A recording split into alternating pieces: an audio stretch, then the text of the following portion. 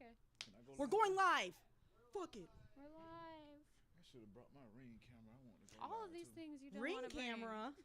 Laptop, ring camera. She said he just wanted all. I be having everything. Does it record? I want it. Why do you want a ring camera here? The not ring camera, but ring light, Oh, so I can post up ring my. light. When Like, I say you want to ring bring camera, your so I can doorbell? put my phone onto the ring and do my thing. I might start singing on y'all. We're good? Yeah. Okay, we good? Yeah. I'm good. Let's get started. Oh, yeah. Okay. All right. Welcome to The Most High Show, made by and for people in recovery, a show about recovery, spirituality, and being human. Our mission is to provide impactful, community-driven media that informs, empowers, and inspires positive change. Real people, real stories, real life. This is The Most High Show. All right, well, welcome back, everyone. To my left, we have Josie. Hi. And Hey, Josie. joining us for the first time in the studio, we have Director Snipes. Hey, how you doing? Thank you for having me today. Yes, thanks Thank for you for joining coming. us. Yeah, Yes, I'm yes. excited to hear more about you and what you do. And I believe you had a story that you wanted to share with us Okay. to open this up. Okay, yeah. Well, I'm a recovering addict myself. You know, yeah. I did have a problem. My drug of choice was pills. I dabbled into a little bit of cocaine a little bit. I didn't like it. Much because I ended up swallowing like 7 grams of cocaine on top of what I had already done earlier that day and later on that night, and I ended up in the hospital, and I had a heart attack. Got shipped all the way to Macon, Georgia. They had to do the heart catheterization, where you can look at your heart on the TV screen, but that still wasn't enough for me. It still wasn't enough, so I kept dabbling, and I was drinking, and I didn't understand Hennessy. So I was into Hennessy real strong, and once I got on the Hennessy stopped my kidneys. So I had kidney renal failure. So I went through that 3 times. You know, but that didn't stop me. It didn't stop me.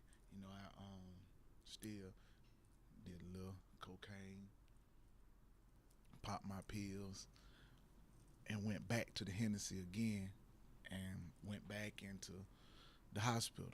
So 2017, I'm gonna move forward. My father was in the hospital, and he was transitioning. In the time when he was transitioning, people was pulling me, hey, Yatta, you wanna get some cocaine? You know, let's get busy. But the trauma was so devastating to me that I couldn't drink, I couldn't do no drugs, I couldn't pop no pill, I couldn't do nothing. But I could drink. And ultimately, with my father transitioning, I had to become a man at that very moment. So that's when I really just let it all go. So yeah, that's a small testimony of what I've been through and what made me want to change into what I am today. Well, thanks for joining us tonight to share a little bit about the depths and then the triumph on top of that. And Right. like what I was just hearing with the, oh, that didn't stop me, and then looking a little bit about the creative history that you Right. gave us with your career. I'm like, yeah, it looks like nothing really stops you. Like, did a little bit of this, did a little bit of that, Yeah. just kept going. Right. And so I don't know, I feel like with creatives, there's always that creative insanity and Right. a copious amounts of substance abuse. So it sounds like Yes. we've got all that here tonight. Yes. So you mentioned before the show about the record label you had back in yeah. '97. Yes. So yes. was that kind of like hand in hand with like a creative outlet, or was that, dabbling with the substances? Like what was going on back then? Okay, so back then, I wasn't really an entertainer, like far as music goes, when like getting into the industry. my brother, he transitioned in 1996, and he was like from the early 90s. They was into the music. They used to go to Miami, go to Luke Studios, trying to get them a record deal. When he transitioned, that was my way of remembering him, really. So I kind of took that into heart, like, oh my God, I gotta do it. I have to finish it. I had to finish what he started. But you know, push came to shove. I moved to Charlotte, North Carolina. That's a whole nother story. I moved to Charlotte, and that's when I started the record label called Roller Get Rolled Over Records. And once we started that, it was still the drugs. You know, you like to smoke weed. It was more so I was looking for the business, to be in the business, but it was feeding my habits. Females, drugs, money. So it wasn't really taken seriously, you know, because you can get your habits taken care of with what you do, because I was talented. So when I go in, I can go in and rap, and nobody could do that because I had a gift of gab. So with the gift of gab, I go in, I can talk and do it. So I get whatever I want. So now it's more so not being able to run the label. It was more so of I can have my way. Yeah, so back in 97, I was a kid, like I said, so. Well, I know that I was watching the Charlie Sheen documentary on Netflix recently, and he talks about how early on in his career, he was getting away with things, and it was like showing up late on set or, you know, messing up, doing something, and then you're still getting these opportunities. Right. And, it's, you know, I think in the entertainment business too, you know, drugs, alcohol, women, all that kind of, manifests in there. But yeah, I know, like, I can relate, you know, when I was drinking, like the more I would get away with, it's like, okay, I can. And I think that's why it's like so difficult to figure out what rock bottom is, because you just keep pushing it. Oh, you had to look up to see dirt after a while. Yeah, I like that. And there's so much too, like when it comes to entertainment, like there's that passion and joy in the creation, in the storytelling, in the art form itself, and then there's the lifestyle. Like it's two different things to buy into. And, you know, it's so easy to get swept away by it. Like I know at my bottom, which was not high at all, you know, it was definitely a low bottom. But, you know, like I was like living like this, what I thought was like a rock and roll lifestyle, but it was just sad because it was the rock and roll lifestyle without the rock and roll. Yeah. You know, there was no creation of anything at any point. It was just like, what do I need to do to fix my habit? What do I need to do to get X, Y, and Z? Like I threw all passions out the window. They didn't exist anymore because it was just about chasing the next high. But, you know, in recovery, like learning, you know, getting that passion back, getting back into the storytelling, getting those creative juices back and pouring it into something productive, which it sounds like is what you've done here. Right. And it sounds really cool to like honor your brother's legacy by, you know, continuing what he started.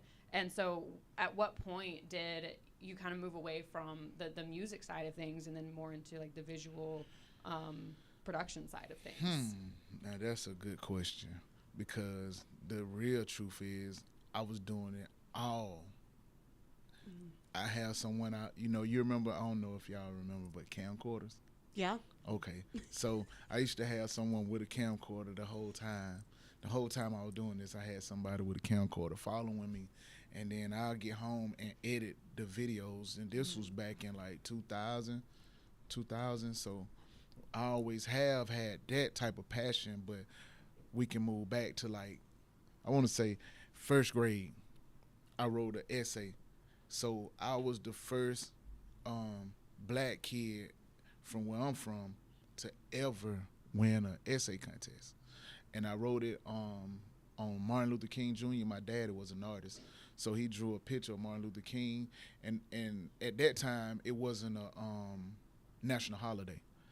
So I want to say the Capitol, they sent out where everybody had to do a essay because they wanted to see how everybody felt about the holiday, and I sent mine up, and that's what I won. That, and I always had a passion for writing, and I didn't know how to I didn't know it. You know, you don't know. Somebody else on the outside looking in could tell you better than you. Back then, I wish I had a guy my age that would sit down and tell me, hey man, look, you can write. Do you know how much money you can make from writing? You know, so I didn't know that. So now, fast forward up to what it is, 2025, I'm a writer and a director. So like I write movies, sell them. I can take a book, turn it into a movie script. That's my thing, like writing. I'm looking at y'all. I see, cause I can keep going and going and going and going. No, so yeah, you have to. You're like, no, you say something. Yeah. Cause I will actually. That's my thing, leading with stories. So I do that every Tuesday and Thursday. So I have a story for days, and I won't be quiet. No, you don't have. No, it's okay. You're the guest, please. Right, but we want to know about you. But you know, you mentioned like you didn't know at the time you can make money, but it's not even just about like, oh, I can make money. But you know, when we're little, it's you know, just being in school. It's like these are like these certain careers that are like realistic or like feasible, and you don't realize like I love art and I can like make that into I can make my passion into an actual career, and I can have a career that I'm passionate about. Like for me, it was like career here, passion here. Yes. And so, you know, for you, like how have you kept those things, like, you know, having like your career be your passion and not having it just be strictly business? Oh, well, that's a good question. Thank you. I try. You know, I don't know. I don't know, because I didn't make it out of the eighth or ninth grade. I didn't get licensed until I was like 30, 35, a set of license. So like everything I really been since in my whole career has been like passion, because I made no dollars. So like the whole time I've been doing it, I wasn't making no money.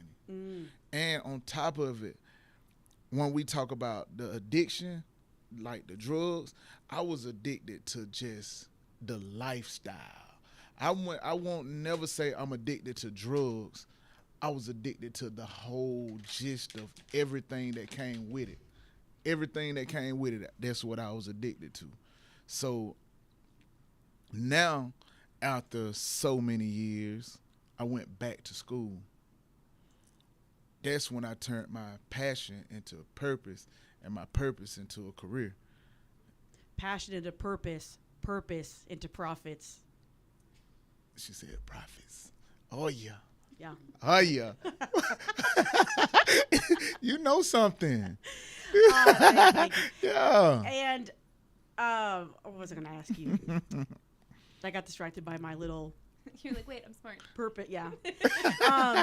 So Wait, did you say you just got distracted? I got distracted by my purpose into blank into. You see, now I forgot. Anyway, so when you got sober, you said like in 2017. Yeah. And this was so. Can I? I'm glad you said that. Now, 2017. Also, I was a troubled youth at that. So I was going to the YDC. I went to prison a couple of times. So I was taking breaks when it came to drugs.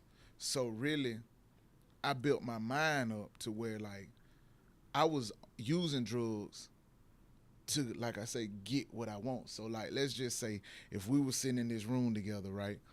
And let's say I liked her. Let's say, man, I was attracted to her. And she had a habit.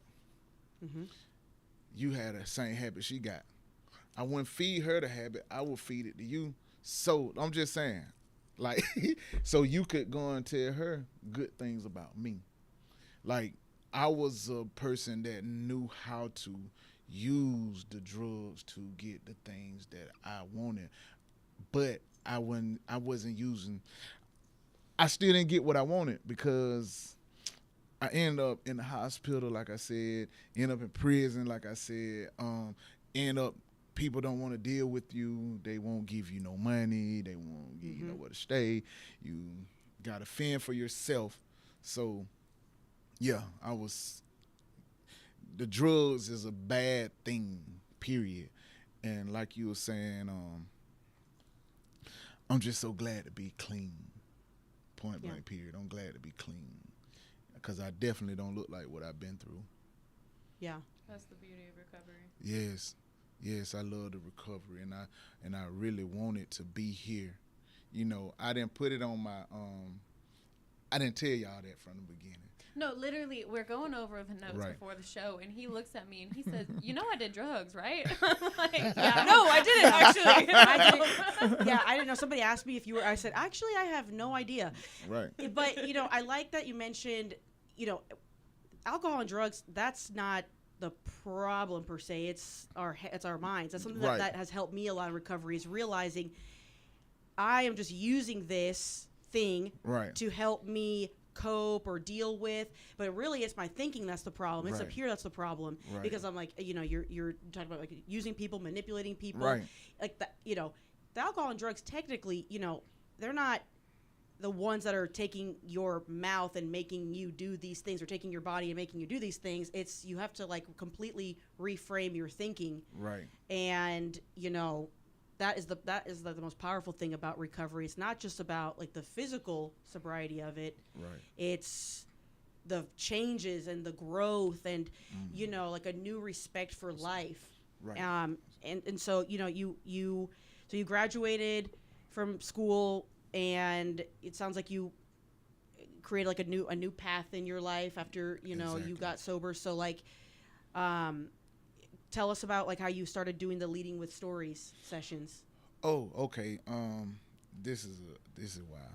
So I met Tanisha, and I stayed Catalyst, that's downtown Atlanta, and I was going to leave her house, and I was riding the bus, and I said, well, just take me to churches, and I'll catch the bus right here. And they were like, no, don't get on the bus. Go to the library. All right, I go to the library. That would make you happy. I go to the library. So I went to the library, and I started looking over books. I was writing, and I was like, oh man, this all right. So I asked the lady, the librarian, what can I do? Can I come in and speak?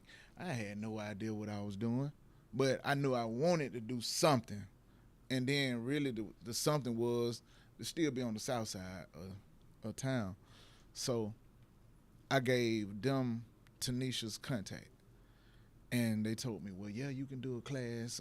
So I was like, okay, cool. We didn't really have a name for it. So once we did it, I came in. I said, I'm going to teach the kids how to do film. So we had a couple of people come. And I was like, okay, cool.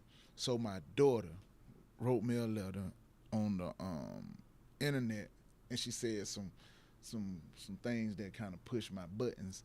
So I say, well, you know what? I'm coming to this class today, and I'm gonna talk about what she had. I'm gonna get it off my chest, because she was talking about what happened with me and her mom. So, well, I never told my side of the story, never, ever, because my side of the story would make her look bad. And I wasn't dare put that on them. So, okay, I started telling my side of the story, and I was going live, and my views was do. I was like, oh, man. So this what y'all need? This what y'all wanted? What were you going live on? Facebook. Okay. Facebook Live. And now I was like, man, they want to hear my story. So I'm like, okay, so we're going to lead with stories.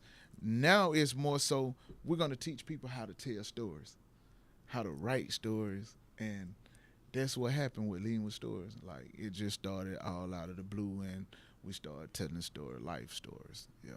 And so when you were a kid is when you started writing, and you learned that's something that you enjoyed doing, but that wasn't necessarily like something that was offered really as a career. That wasn't an option. No. And so then now you fast forward and you're an adult and you're still writing because it's something you love doing. Right. And now you're teaching kids Right. how to write and Right. share stories. Right. How long has that been going on? Oh, what? How long? Matter of fact, October the 5th was my year anniversary. That's awesome. Yeah, October the 5th was the year anniversary. We do it. It's for the community. It's free for the community. A lot of people, now that I've been telling the stories, they're finally catching on. Like, wait a minute, hold on. You giving this for free? Like, people call me, ask me questions, and I'm like, man, every Tuesday and Thursday. You can come and see me every Tuesday and Thursday, and all the questions that you're asking, you can get it for the class for free. But outside of this class, it costs for the information, because I back to me in school, I got my GED 2020. And that's when I went to college. Right after I got my GED, I went to college. So I've been going to college now, 2025, for like 5 years. So I've been consistent. And once the library found out that, wait a minute, I didn't know you had a bachelor's, I didn't know you were master's, and like, okay, so you consistent in what you're doing. Yeah, I'm very consistent. Very much so consistent. So yeah, leading with stories, man, that it changes lives. And like you were saying earlier, mindset change. One of the people that come to the class, she has a mindset change. I want to say it's like a workshop that she speak on mindset change. Tanisha, she favor management. She does community work all around the community, like February 22, 26, it's a charity fest. So like everyone that I'm around are community leaders, activists, so that's just what it is. So you have been in school for 5 years. Yes. Accomplishing all these things. Yes. Been involved with the community. Yes. Still writing. Yeah. When and here did Yatta Vision TV kind of come about? Oh my gosh. Now that's one of the questions. Okay.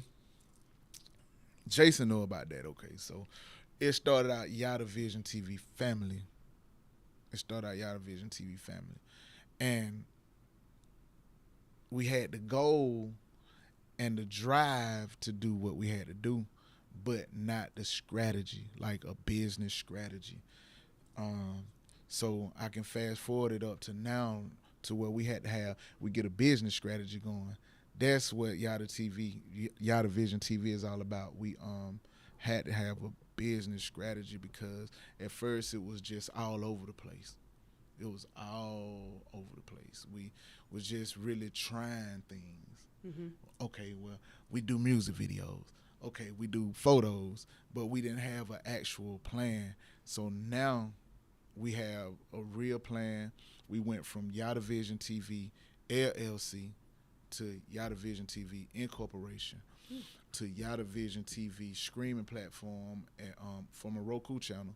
So yeah, we have Roku production company where we own all of our equipment. We write, we film, we do everything on set that you can. Anything media we do it, except for this, what you guys are doing. And I'm getting off subject a little bit, but I don't let nobody interview me. I don't let people interview me. I don't answer questions. Why is that? Because I have to feel the room, and I have to be comfortable. Like, I never met you guys before, but I met your energy when I walked in the door, and that was enough for me to want to sit down and actually talk to someone about Yatta Vision TV Production, period. Like, yeah. And so that's been going on for a couple years now? Man, it's been going on since 2021.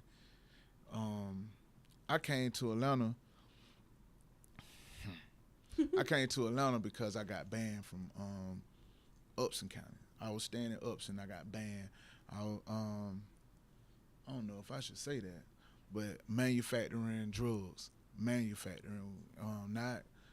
meth, no fentanyl. We came up with our own drug. period. So like, and it was a drought. So imagine that. It was like a lot of money being made, but nobody got caught. You had someone to go tell, and I got banned and had to come to Clayton County. So when I got to Clayton County, I met Shatasia George, and I got into the studio, and I was working in her studio for 2-3 years for free, maybe 2 years for free. I was going through some things, but mainly I was networking with a lot of A-list celebrities. I could I could do a lot of name dropping and show you it's all on videos or whatever, but I met a lot of people, but I was at my low, not even on drugs, no drugs involved. I was just at a all-time low, but I met all of the right people. And when I met all of the right people, now I can go get favors. I can make calls and do what I have to do without a lot of money. Oh my God, man. And so in that, I think some of the things that you highlighted about what you're able to do today, I think that is pretty interesting and important with, you mentioned purpose and passion, growth mindset, forgiveness and healing, and youth empowerment. And so, we touched a little bit on the purpose and passion. And now that this is something that you're doing, full-time professionally, is there a struggle between the passion and the purpose in the business? Is there's like when you wake up and you're like, I really got to do this today. It's like, oh man, this is a job. Like I love this, but it's a job. Like do you have those times you have to overcome that and get the passion back? No, it's at this point it's a lifestyle. Like far as I can go back, that's all I done. Like even in school, I did plays. I was the one of the lead singers in the chorus. Rest in peace, Kendra. She was my partner. We were leading in the chorus. So like we were doing plays. So that's it. That's my life. In a nutshell, that's what I do. So man, like even being here, like I'm like, oh man, in front of all the cameras, the lights. Then I just met somebody from Full Sail. Like, oh my God, I'm at home. Like right now, I'm at home. This is what the only thing different is I don't have to say sound speeding, camera rolling. I don't have to do all that right now. I'm just in the chair enjoying getting interviewed by you guys. Okay, so your passion is still... Man, it's there. It's not going anywhere. It's not going anywhere. Oh, that's awesome. If I didn't have to pay bills, I'd do it for free. I like that you said you do the free classes and you do the free sessions Tuesday and Thursday. Right. And if you want to have my services, then you have to pay. And I think for me, that sounds like that's a good way to keep things kind of separate, because it's like I'm feeding my passion by doing this for free for the community on these specific days. You're also keeping a boundary, and so which then avoids burnout. And then, but it's like I still can offer this to you if you want to. Here's the option, and so that probably helps to keep things, it helps keep the passion going, because I don't, like, for me personally, like what has like burnt me out is that like I said, I will just kind of like merge everything together. Also, you talked about like getting the right people in place to like come up with a business plan and do, like run the show.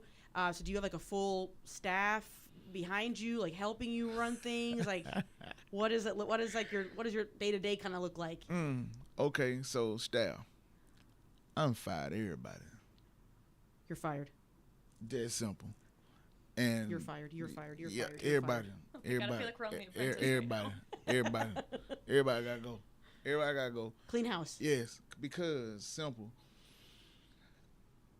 I decided the first movie I done was Black and Bird. It's called the Anonymous Court movie. I hired people to film, and they couldn't do what I needed them to do. The next one was A Star Is Born. Now, that was a good film. I had someone from Full Sail working with me. The next one was Never Too Much. I had a staff, and I'm happy with my staff. But what I had to do, the next one that we just done, we've been working on it for a week, I decided that I will bring some people in, but it's training. I need to bring people in and just train them on set. I don't want to call you Yatta Vision TV or nothing. I want you to come in and just train, and I want you to see what I can do by myself. You know, and that's the thing I could do. I'm showing them that, listen, I can do this by myself. So what I want you to do is listen to me, and I want you to see what I can do all by myself. Now I can show you. I want to teach you what you need to do, because I'm telling you, you've been on set before, right? Mm-hmm. Set is a whole new different league. So like, I don't need people on set with me that's not moving at the same rate that I'm moving in, because I'm moving at a fast pace. The whole time I'm at a fast pace. So like, when I came and seen him like Full Sail, oh man, I know for a fact you moving at a fast pace. I know you moving at a fast pace. And I know not to bother you when you doing what you're doing. So I know if you see me over here doing one thing, why are you standing beside me? And you know the lights need to be moved. You know this need to happen. So with that being said, the only team that I would like to really build up is the team that understand the fast pace. So I've been with my Full Sail alumni. We have a page where we have Full Sail alumni that will come in and actually help. So that's where I'm at with the team situation. Like I've been teaching Tanisha how to run the camera. Now she know how to run the camera. She, quiet on set, lights, camera, action. She learning that, and then she met a couple more people that came on set that we've been working on. But nah, team is not easy, even when you paying them. Oh yeah, the pay is not. It's just not enough. Yeah. It's people. I worked in dental for a long time, and I used to be like, sense of urgency, guys. Sense of urgency. Move. Yes. We're running behind. Get patients back. Do this. Do that. You have to really train people to have a sense of urgency, to use critical thinking. Right. And it is a challenge. Yes. It's a challenge. Teamwork is really important too, of not having the mindset of, well, this is my job and I am only going to do this. It's like, no, we're a team, and for it to flow and to work well, we have to help each other out. Right. We have to have a system. Right. I'm really big into systems. Right. Systems and efficiency. We use a spreadsheet for Christmas. Thank you, yes. You do all the deliverables. Yes. But looking back to your early days working on a set, can you relate to not having that speed yet and just trying to figure out where you're supposed to be, what you're supposed to do, what's supposed to go where? Mm-mm. No. The whole time been fast paced. Okay. Even when I got on set, my first set was with I think it was with I think we did the Andre Rison story. Mm-hmm. So my experiences was fast paced, and they would. I try to tell people that I'm a different type of director. Oh, they talk to me like, oh, you don't know. I say, now if I act like the rest of the directors, you probably wouldn't even want to work with me anyway, because I've been on set. The director tell you to go home immediately, no talking, no nothing, just leave. I don't want you on my set. Bye. You ain't doing it. Bye. And so I give people chances after chance after chance after chance. Oh my God. Just thinking about being on set with the riffraff will have you on another level of things, yes. Well, then with the speaking of the riffraff, so forgiveness and healing. This other pillar. Sorry. But no, I think, when you're talking about, training people up, the youth empowerment, the growth mindset, all of these things, parts to this whole are really important. And so when it comes to, you know, training people up, what is that, you know, is it like helping heal those pieces of you that, you know, where you're still trying to figure out what was going on? And oh man, I'm glad you asked that question. I got a story for you right quick. I got a little time. Got time to tell a little story? Hey, we have time? Yeah, we have time. Okay, great, That's the perfect. Okay, perfect. So I was outside. I was driving home, and I was looking outside. It was a big kid, boom, small little kid, and he told him, "Excuse my language, little boy, I fuck you up." I said, "Oh my God." A child? Little dude, you know, he shouldn't have been around the little boy anyway. So I pull in the yard, I back up. I said, "Let me sit back. I want to see how this play out." By the time I was bagging up and I put the car in drive and park, I seen a little dude crying, walking back towards the playground. He was crying. I was like, "Oh my God, what did he do to him?" So the little girls, don't be crying. So I was like, man, why he bullying the little boy? So the kid that got bullied, his grandmama come down to the playground and tell him, hey, why did you do that? Oh, you picking at 7-year-olds now? He was like, no, we're not picking at. He wanted to fight me. Is it true? I was like, oh man, I sat down. I was quiet. I didn't say nothing. But she was about to call the police, but long story short, she didn't. And I was talking about this today. So when I seen him yesterday, I asked him, I was like, man, why you little dude, why you do that? You know, I said, when he get big, he gonna do something to you. Like, no, he ain't gonna do nothing to me. I got little brothers right here. I got my homeboys right here. It's a lot of us. I said, okay, cool. So, you know, I just wanted to make contact with that individual, the bad one. I wanted that contact. So I got the contact with him. So I was like, okay, cool. So I'm glad I been able to talk to him. So the next thing I'm about to do is we have a car wash in the neighborhood. Free car wash. You can go and wash your car for free. So in the neighborhood, it's a lot of cars out here. So now that I'm able to talk to him, the next thing I'm about to do is take him and his little gang, and I'm going to tell them, listen, y'all got some money? And I know they don't got no money because they out here on the playground. I know they don't got no money.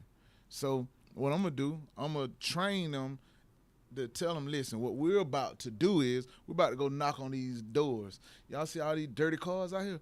We can go out here and $20 a car and just, this is what we can do every day. Put some money in your pocket. Teach them the right thing to do because I already see what direction the kid is heading into right now and the rest of them. So that's where the mindset change. That's where I look at community activism and keep down the crime rate because right now I already see that, boy, you going to prison, boy.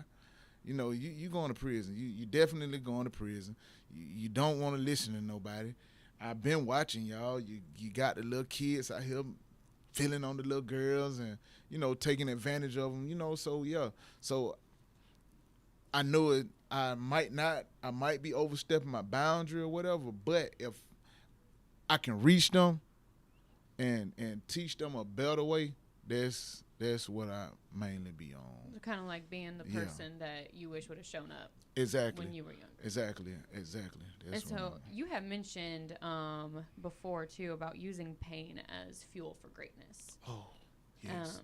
And so do you have like a story from your own life of when you were able to do that and to channel it into something productive? Yeah. So yeah, man. So, so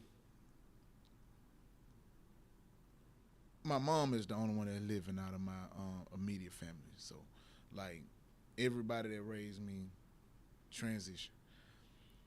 And like I said, instead of, that's pain. Then on top of that, I've been watching my mom. My mom's sick. But the thing that Muhammad Ali, y'all remember Muhammad Ali? He got the Yes. My mama got that. Parkinson's. That. My grandpa had Parkinson's. Yes. So she had that, and her mouth moves, and you know, so at that point, like I said, that's in Upson County. They don't have the health care to take care of her. So I didn't know what to do. Took her to the hospital. They don't even know what to do. So one nurse so happened to been in Emory, and she knew the doctor, the same doctor that Muhammad had, and I took her there. So that's the pain that I experienced watching all. I watched all of them die. My dad, my godmom, I bought her last dinner. My godfather, I watched him. We in the car. I had just got my little convertible. I went to pick him up. Yeah, I want to show you how to. I got it now, But get him in there. We driving. I take him to my dad, house. He come inside. He ain't never even, been there for a while. And he was like, man, I haven't been here so long. So we sit down smoking us a blunt, half a blunt. We'll put it out, get back in the convertible. We gonna smoke it and ride. So I'm riding with him, and I had drugs on me. A lot of drugs on me. And he started tapping out. Like, I was like, oh my God, what am I do? What am I do? What am I do? What am I gonna do? So I hit him in the chest a few times. He got back right. Man, I'm all right. I said, I need to take you to the hospital. I don't want to go to the hospital. Going down the road, he did it again. So we get to a store. I got some decisions to make. A lot of decisions to make, and I got to make them real fast because I got all these drugs on me, and I got a man in my vehicle transitioning. And the thing about this dude, about this story, about the dude is, his birthday tomorrow just like mine. So, like, we've celebrated every birthday I ever had with him. So, like, now I'm going through what I'm going through, watching my mama going through what she going through, and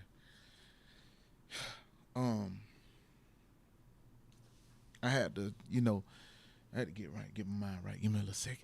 So I'm going through that, and back when I was telling you I had to move to Atlanta and work in that studio, that was the purpose. That all that pain, I had my aunt and my cousins told me to go ahead, even though I got band, they told me to we'll take care of your mama. You definitely need to go, because I had got down to like 170, 75. I'm deteriorating. I'm really deteriorating, and I get to the studio where I was working at, and that was what pushed me to move forward. Like, I can't go back. Like, I can't afford to mess up right now, because my back, everything I got behind me is gone. So, like, people, I want to tell people, don't wait till it gets to a point to where you don't have nobody. And I don't mean you don't have nobody because you messed up. I mean, you don't have nobody because they are not here no more. So, like, at this point, like, I don't have nobody outside of, if I mess up, it's a wrap. Like, it's a wrap. So what I'm doing now, as far as the industry, that is it. Like, man, it keeps my mind off of wanting to do drugs. It keeps my mind off of wanting to hurt anybody. It keeps my mind free of everything. So, yeah, that pain, once you take all of that pain and put that into your career, your passion, your purpose, it'll work out better for you. Like, everything just, it falls into place. Everything falls into place. Prayer, healthy lifestyle. I don't eat meats.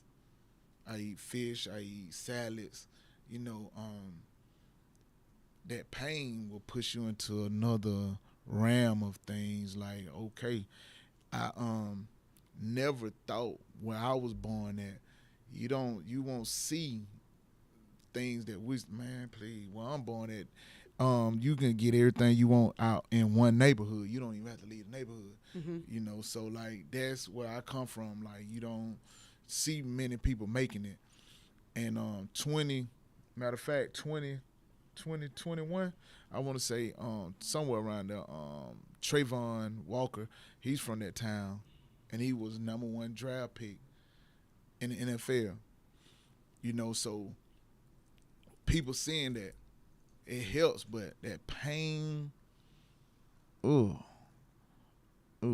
pain. It's just that pain. You just, if you can, like you said, if you can find a way to cope with that pain and still, you know, stay sane and make a career out of it, that's what it is like that.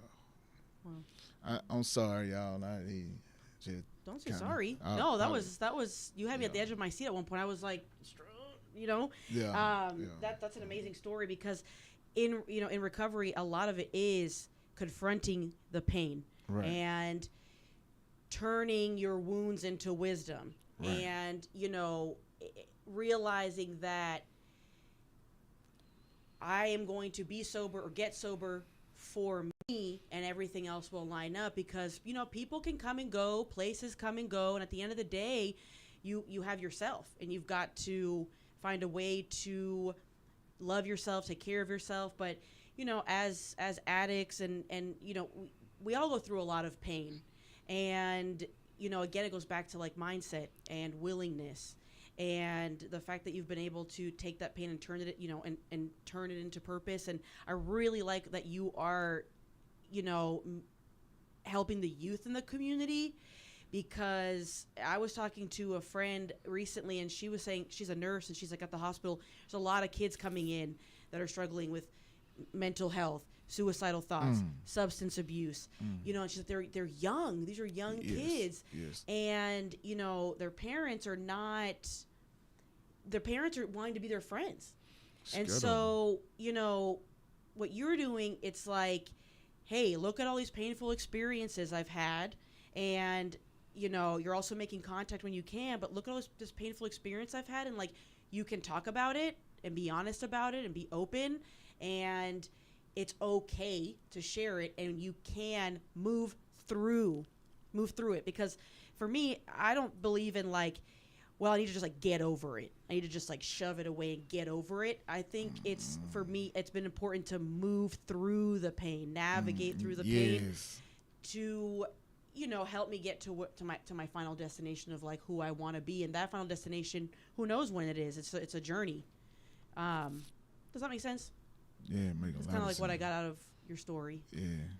So, I think you're doing a great job for the youth. They need it. Yeah, they do. Especially young men. I have 2 boys, and so, it's really important to have, a man of color who's a positive role model, who can, speak about, their life experiences and what they've gone through. And it's just so important for all men, but especially young men of color. Yeah, they need help. Yeah.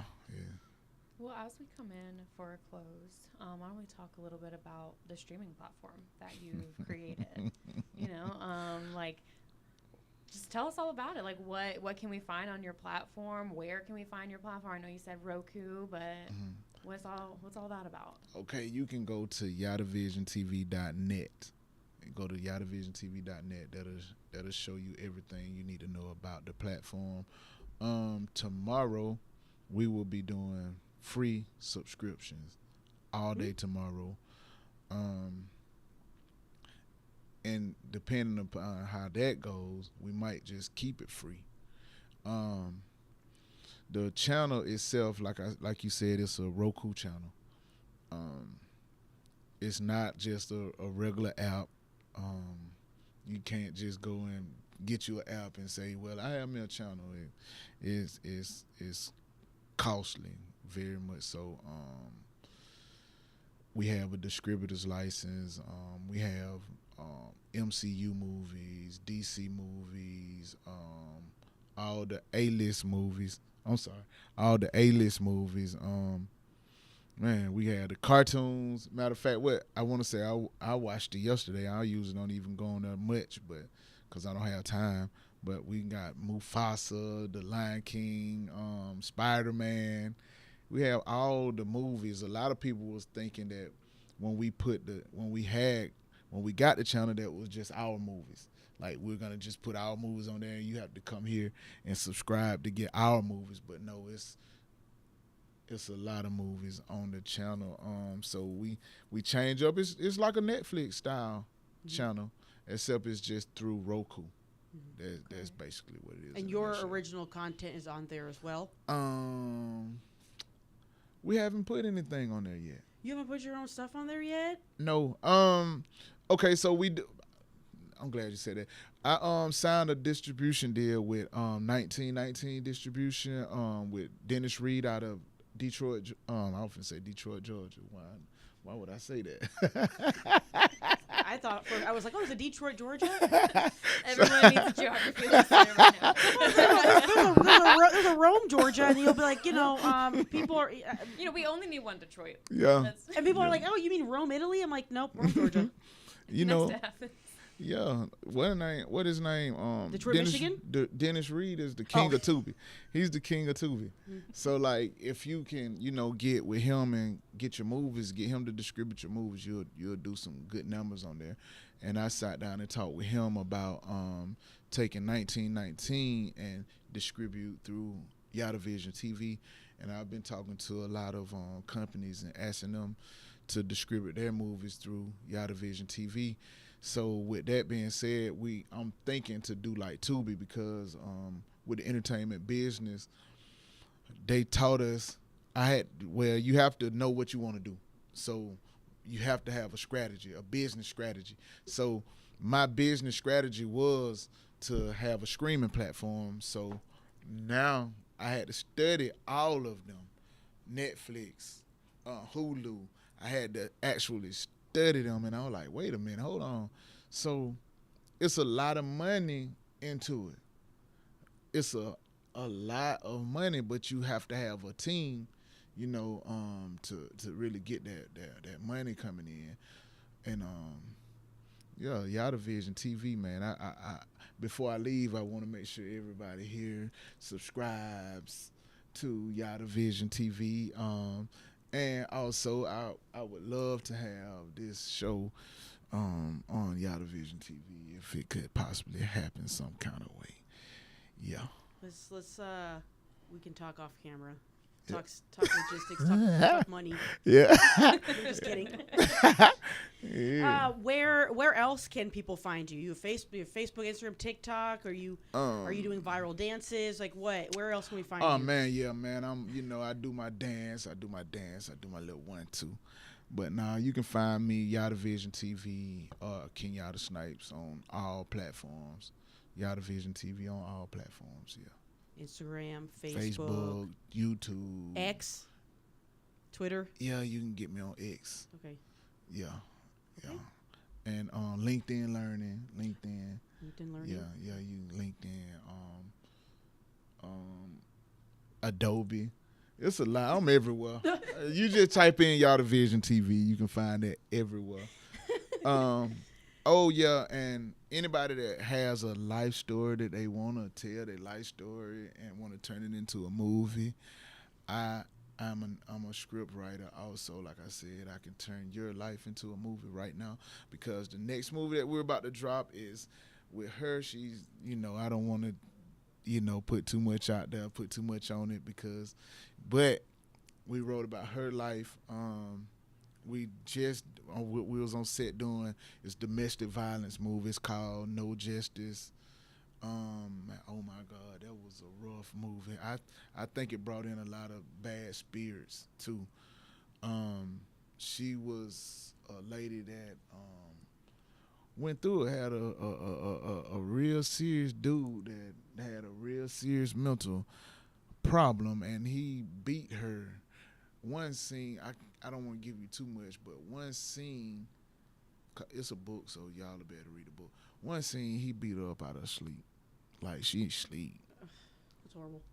Yeah, so we had to film that. And the actor that we had, he really brought it to life. So, like, this dude crazy, man. Like, you see him and, like, man, this dude got to be crazy. The way he brought that to life, he got to be crazy. Like, is something wrong with you, boy? Like, for real, he really brought it to life, like, man. And then, like, seeing Then we have a lot of women that's on set that's been beat, and I think this is domestic violence month anyway. So like they had to live through that all over. Like, oh my God, and it was rough. Man, please. Ooh, yeah. So it can be powerful to give platform to share those stories. Those are that. Basically what I'm saying is that's what Yatta Vision TV really ultimately is about. We like to put out the authentic stories to the world, because it's a lot of people that need to see that, because it's people that you might been getting beat and you were scared to tell it. After you start people opening up, telling their stories, and you know, now you can probably open up and escape from getting somebody beating you down. Like, oh my God, you too strong to be fighting a woman. All these men out here that you can go fight, you want to go beat up on their woman. You know, I don't like that. Yeah. No, I don't like it. But I had to film it. But I don't like that type of stuff. Yeah. Yeah, that's tough. Yeah. Well, what is do you have like a highlight story from working on set that does not involve like a wow, this dude crazy? Man, we got so many stories. We were just looking at Tank. Y'all heard of the singer Tank? Yeah. We were just looking at a scene that when he was talking, he had did a new song. We got everybody know the Migos. Yeah. Everybody know the Migos. R.I.P. Takeoff. Oh yeah, rest in peace to Rocket. So we did his last video, the Nothing Changed. Key Motion was the director. I was shadowing Key Motion. But stories you hear about people trying to get on set, especially females, how they know where they at filming and doing their videos, I don't know. And I was security, and I had to let them in and out of the studio or whatever. But women do the most to try to get into those video shoots. Like I said, I'm a country boy. I didn't know nothing about that. One woman told me, "Oh, I do X, Y, Z. If you just let me come in, you'll do what?" Like, yeah. They do anything for clout. They do anything for clout. They do anything for clout. Yeah. Anything. I see your ass. Yeah. Anything. Like, oh my God. But see, at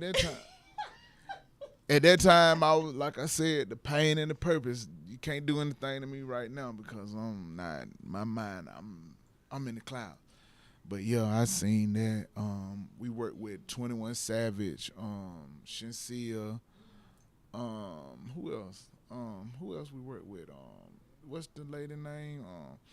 Missy Elliott, T-Pain. Yeah, baby. All of those. Columbus Short, David Banner. I just keep naming them, like all of them, man. You said you didn't want to name drop, but I did. Now you are. I had okay. to. Yeah, it's okay. I had to give them a little bit, just a little bit. Yeah. You had to give them clout. Yeah, Jada Waiters, all of them. Yeah. Like, yeah. There's more. Yeah. A lot. It's a lot, and it's amazing. Like at first, being around those celebrities, I'm like, man, wait a minute, hold on, man, whoa, and you would think it would be different. Once they're on set, they listen, like really listen. Like we did a movie with Benny the Butcher. I'm in a movie with Benny Butcher. And when we were acting, he asked me, hey, what should I do? I wasn't directing at that time. I was really acting. Like I came in acting, so like we worked with the book writer Kiki Swenson. If you heard of Kiki Swenson? No. I'm sorry. I was nodding my head yes, but no. No, I thought of Kiki Palmer. I want to work with her. Yeah, she's funny. Yeah, I want to work with her. Yeah. Man, y'all just got me thinking about getting back on set again, because we back on set again real soon. We work with Brittany Passion, casting director. She did a lot of movies. Cast a lot with Tyler Perry for the Never Too Much story. The trailer drops tomorrow at 7 p.m. The Never Too Much trailer drops tomorrow at 7 p.m. Please Tomorrow tune is in. Saturday, October 18th. Yes. That drops tomorrow, 7 p.m. You get the free subscription to Yatta Vision TV tomorrow. Yeah. You get all that.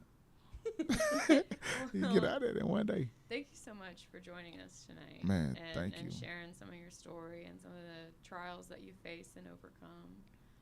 Josie, do you have any final words? No, final words. You know what came to mind really quick, and I want it to be off the cuff. I want you to figure out. You know how like there's like those catchphrases like "stay in school," "don't do drugs." Give us a little catchphrase, an original catchphrase for the youth out there. Catchphrase. Like a little catchphrase, a little motivation. Well, a little motivation there. You can learn from my mistakes, and you won't have to worry about making them. You hear that, folks? Learn from his mistakes, and you won't have to worry about making them. Yeah. Well, I think that's it. And you mentioned where we could find you. All the platforms, including LinkedIn and Adobe. And we'll have we will have all of Director Snipes' information in the description box of the YouTube channel, of the YouTube video. Right. And also in the description box, you can check out the Most High Media app, where you can find this episode and other original content, and such as previous episodes, documentaries, and more recovery-based content. And you can find Most High Media on Instagram, Facebook, and TikTok. Not Adobe, but maybe soon. But Instagram, Facebook, and TikTok, Most High Media. Be sure to like, follow, and subscribe. Yes. And this show is also made possible from the Georgia Opioid Crisis Abatement Trust. Thank you, and thank you to our donors and sponsors.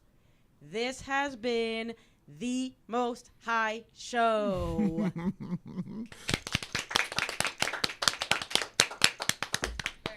very nice. Very nice. Very nice. Very nice.